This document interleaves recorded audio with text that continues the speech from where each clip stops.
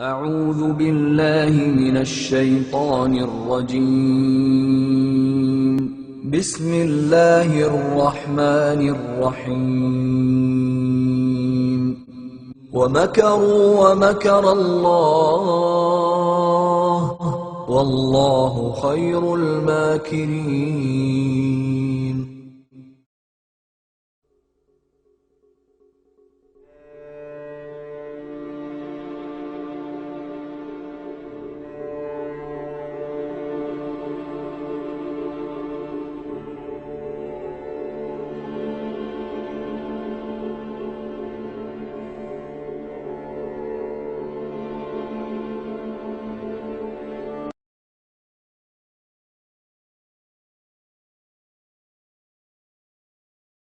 وَدَّت طَّائِفَةٌ مِّنْ أَهْلِ الْكِتَابِ لَوْ يُضِلُّونَكُمْ وَمَا يُضِلُّونَ إِلَّا أَنفُسَهُمْ وَمَا يَشْعُرُونَ. يَا أَهْلَ الْكِتَابِ لِمَ تَكْفُرُونَ بِآيَاتِ اللَّهِ وَأَنْتُمْ تَشْهَدُونَ. يَا أَهْلَ الْكِتَابِ لِمَ تَلْبِسُونَ الْحَقَّ بِالْبَاطِلِ وَتَكْتُمُونَ الْحَقَّ وَأَنْتُمْ تعلمون.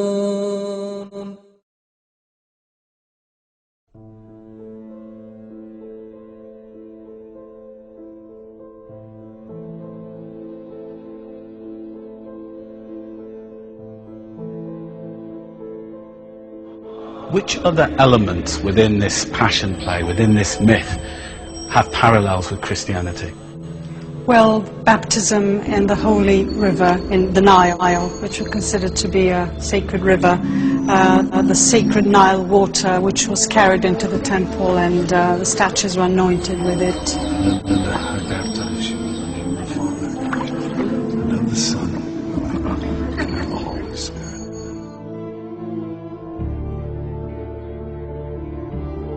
The eating of corn bread as the body of Osiris, because corn came about through the sacrifice of Osiris. So this whole eating of bread and drinking of beer that issued from the risen God is also paralleled by the Eucharist Mass in Christianity.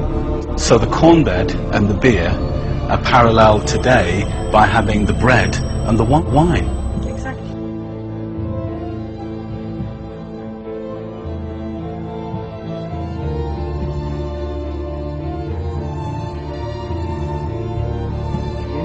Egyptian god Osiris, who was the god of the dead.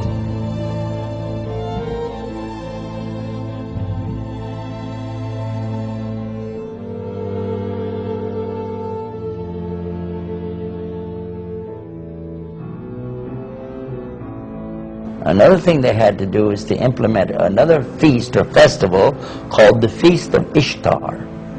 And this is the goddess of fertility. This is why they have the reference here now to the eggs, and to the rabbits, because they multiply quickly.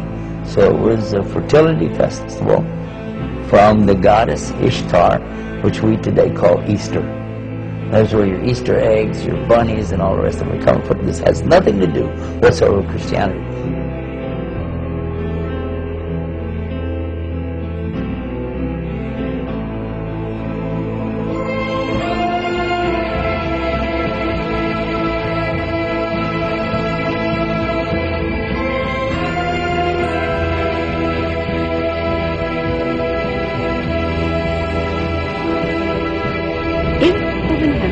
During late December, the days are at their shortest lengths, and the nights.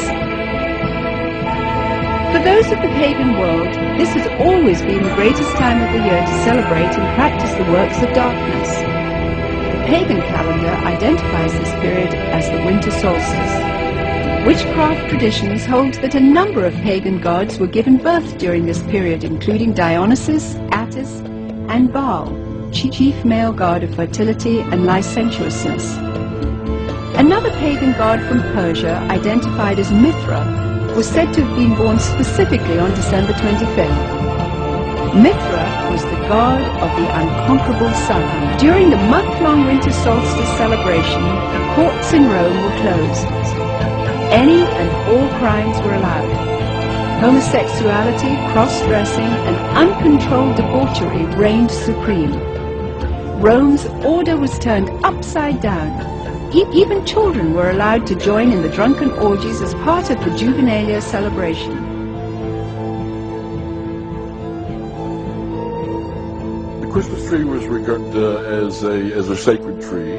The pagans of northern typically worshipped trees. They regarded trees and groves as sacred. So the bringing of the tree into the house would be a way of bringing a supernatural source of blessing into your home. That was the whole idea, that there were spirits who resided in the tree. Santa Claus is another good example of a pagan element of Christmas. Santa Claus, as we know it today, is an amalgamation of several different traditions. But in most cultures throughout the world, you will find the existence of what is known as hearth gods. Gods who guard the hearth and the chimney and keep the fires burning and make sure the food cooks properly and the people are warm and what have you. And at a certain time of year, in the middle of winter, typically, the hearth god dressed in red will come down the chimney to reward those who have pleased him during the course of the previous year, and to lay curses or hexes or other forms of punishment upon people who have disobeyed.